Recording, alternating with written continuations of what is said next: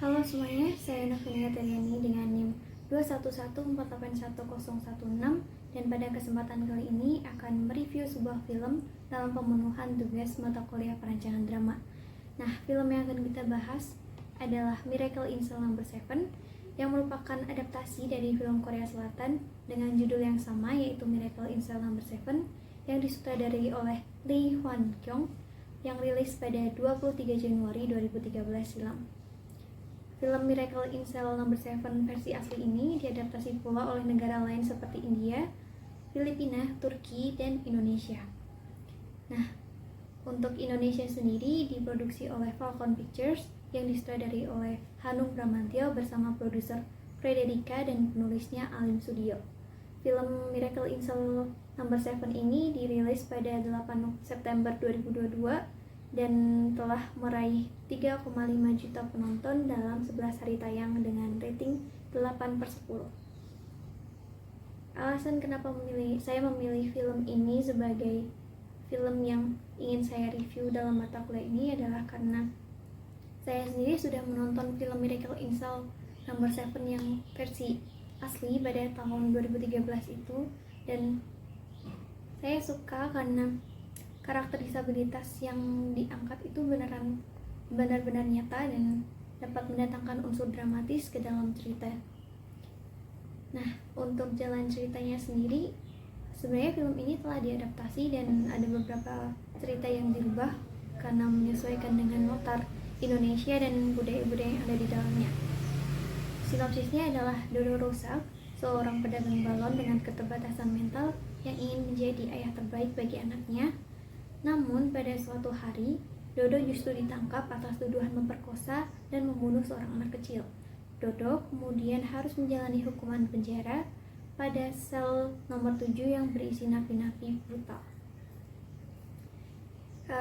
Yang menarik dalam film versi Indonesia ini adalah pembawaan karakter yang dibawakan oleh Vino G. Bastian yang membuat saya terpukau karena saya tahu bahwa memerankan peran seorang disabilitas itu sungguh susah, namun dapat dibawakan oleh Vino G. Bastian dengan sangat baik. Karakter Dodo ini dilakukan dengan memperlihatkan setiap detail kecil dari gestur yang biasa dilakukan oleh seorang dengan penyandang Down syndrome, dan ekspresi wajahnya dapat berubah secara drastis sehingga kadang kita merasa takjub karena bakat yang dimiliki oleh Vino G. Bastian ini. Untuk Kartika sendiri atau anak dari Dodo Rosak dengan panggilan Ika diperankan oleh aktris cilik bernama Graciela Abigail dan dibawakan dengan sangat baik sehingga bagi penonton yang sudah melihat versi asli sebelumnya akan merasakan kemiripan antara tokoh Kartika dengan Yesung yang ada di cerita asli. Chemistry di antara Kartika dengan Dodo juga diperlihatkan sangat baik di dalam film ini. Yang membedakan film Miracle in Cell versi Indonesia dengan versi yang asli dari Korea Selatan adalah unsur komedi yang dibawakan oleh para komika. Jadi lebih terasa lucunya karena setiap pemeran yang ada dapat membawakan karakter dari napi-napi dengan latar belakang yang berbeda namun tetap jadi bahan yang lucu. Dialog para napi ini dibawakan oleh Indro Yorkov sebagai ketua geng di dalam sel nomor 7 ini, Tora Sudiro sebagai Jaki, Brian Domani sebagai Asrul, Tigel sebagai Beo, dan Indra Jegel sebagai Atmo.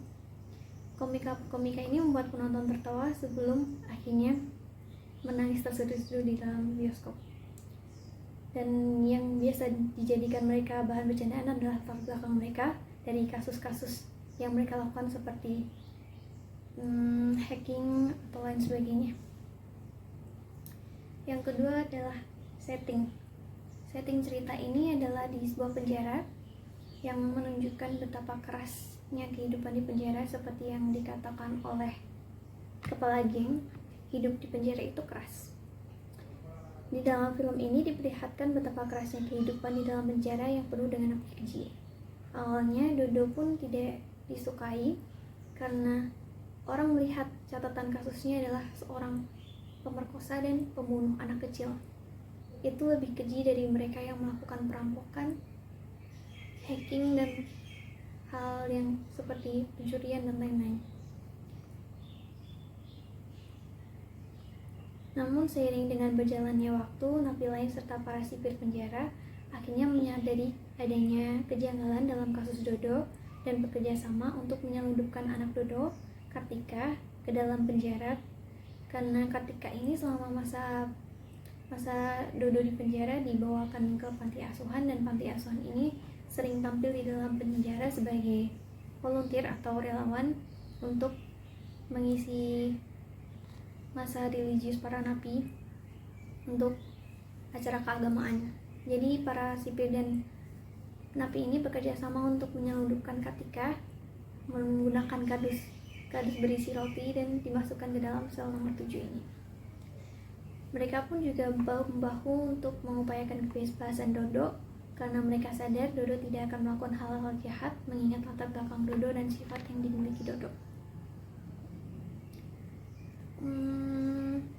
Permasalahan yang sepertinya kerap terjadi ketika kita meremake sebuah film yang sudah ada atau mengadaptasi dari karya seni yang sudah diciptakan sebelumnya itu adalah ekspektasi penonton. Nah, ekspektasi penonton terhadap film adaptasi ini biasanya ada pada cerita, sehingga filmmakers pun perlu untuk memperhatikan adanya cerita yang penting untuk tetap dipertahankan sesuai dengan versi asli tanpa menambahkan bumbu, sehingga penonton pun juga merasa film ini sama, sehingga mereka juga sadar bahwa para filmmaker ini bekerja keras untuk membuat film yang sama meskipun pasti ada kesulitan-kesulitan lainnya. Yang kedua adalah visualisasi. Para penonton ini pasti berekspektasi lebih pada gambar yang ditangkap, karena lawan paling dekat dari film adaptasi adalah imajinasi yang sudah dikembangkan oleh penonton sebelumnya. Ketika kita membaca sesuatu bacaan atau webtoon semacamnya gitu, kita akan membayangkan kalau ini difilmkan pemerannya harus begini, ceritanya begini, latarnya begini. Namun itu kadang tidak sesuai karena ekspektasi setiap orang kan berbeda, imajinasi setiap orang juga berbeda-beda. Jadi itu adalah lawan yang paling dekat namun juga susah untuk dicapai.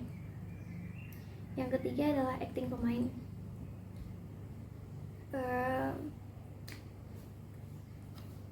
Para penonton pasti melihat film adaptasi karena mereka sudah suka duluan dengan karya yang mereka tonton. Misal untuk Miracle in Cell yang versi asli, banyak orang Indonesia juga telah menonton versi asli sebelumnya, jauh sebelum tahun 2002 ini. Namun ketika mereka melihat ada kabar bahwa Miracle in Cell ini akan di remake oleh Indonesia, mereka pasti berekspektasi bagaimana pemain-pemain Indonesia akan memerankan karakter yang dirasa sulit, dan ketika tidak memenuhi ekspektasi mereka akan kecewa dan berefek pada rating yang dimiliki film ini.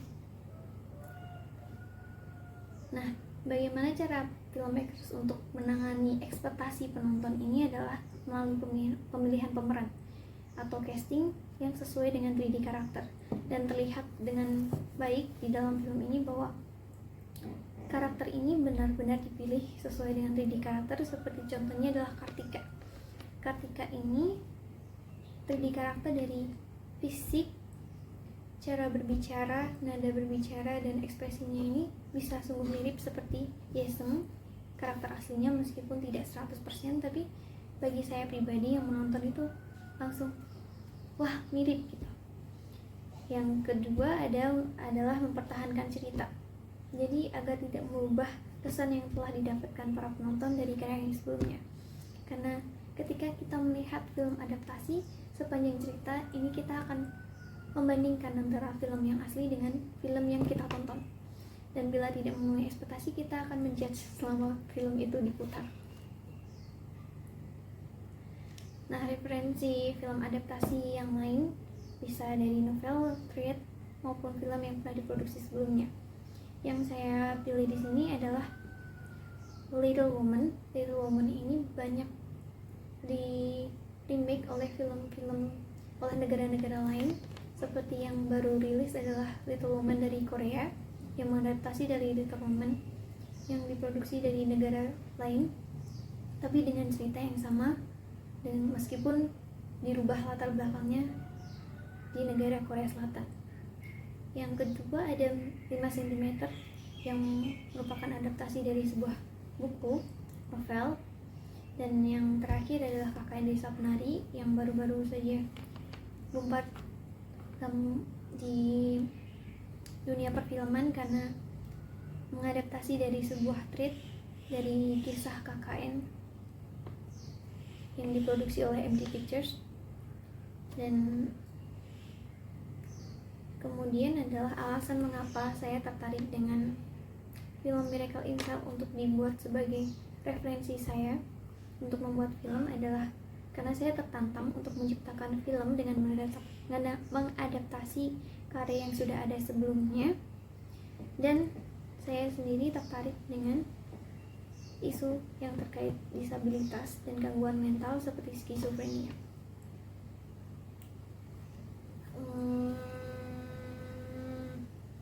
Untuk mungkin sebagai rekomendasi saya, mungkin sebagai produser kedepannya adalah saya tertarik untuk mengadaptasi dari sebuah webtoon seperti contohnya adalah Young Mom untuk dijadikan sebuah film dengan diusung dengan latar belakang Indonesia, memperlihatkan bagaimana seorang ibu muda, mungkin ada kayak film Dua Garis Biru, tapi lebih fokus dalam sudut pandang si perempuan ini, bagaimana seorang perempuan muda dipaksa untuk membesarkan anaknya sendiri tanpa sepengetahuan orang tua karena ia tinggal sendirian di kos dan memutus sekolah tanpa memberitahu orang tuanya. Tapi pada aslinya ia membesarkan seorang anak sendirian dan dikucilkan oleh sosialnya. Itu saja dari saya untuk review film Miracle in Cell No. 7. Sekian dan terima kasih.